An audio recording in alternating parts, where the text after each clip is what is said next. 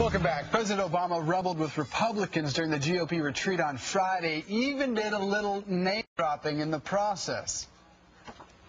I see Frank Luntz up here sitting in the front. He's already pulled it, and he said, you know, the way you're really going to, I've done a focus group, and, you know, the way we're going to really box in Obama on this one or make Pelosi look bad on that one. I know, I like Frank. We've had conversations between Frank and I, but that's how we operate. It's all tactics.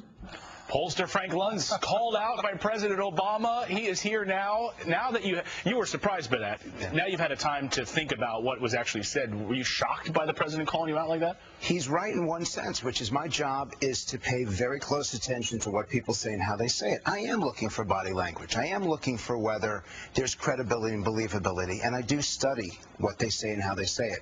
Most of the time, I sit in the back of the room and I try to gauge what's going on.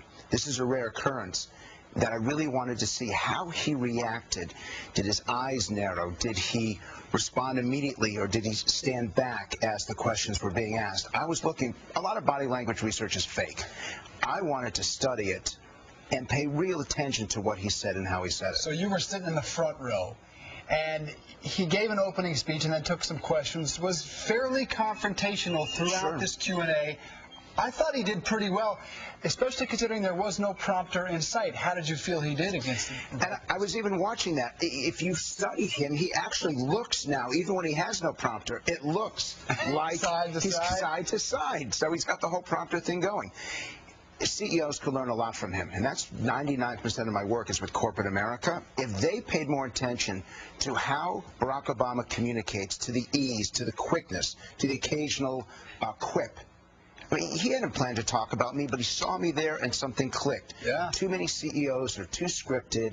They read their statements, and there's no sense of humanity in them. A point, though? Does he have a point in some ways, which is that politics gets too caught up in what is being said, not necessarily the substance of it, the way it's delivered? But what we want more than anything else in America today is someone who says what they mean and means what they say.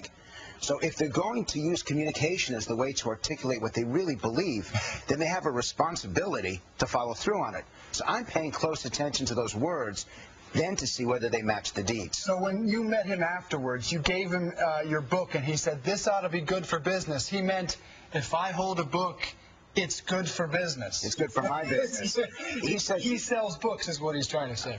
And he actually does sell books. Let's hope that the president reads books, but yes, he sells them. Well, we know that. But what was interesting is that he actually said, look, I didn't mean anything by it. I mean, he was trying to be nice about it at the end, and they didn't mean to trip me up. And even in his statement, he acknowledged, and he and I talked. And I'll tell something for Fox viewers that'll be surprised. Everything I do here is open. That is, I provide the dial scores and the focus groups to anyone who wants to see them. Right. He inquired about it. He wanted to know how he did. John McCain never did. Interesting. Obama wanted to know how the public was reacting to what he was saying. John McCain never cared. We got to leave it there, Frank. Thanks so much. Check out his book. President's helping sell it now. Thanks so much, Frank. Pleasure. Coming up, breaking news on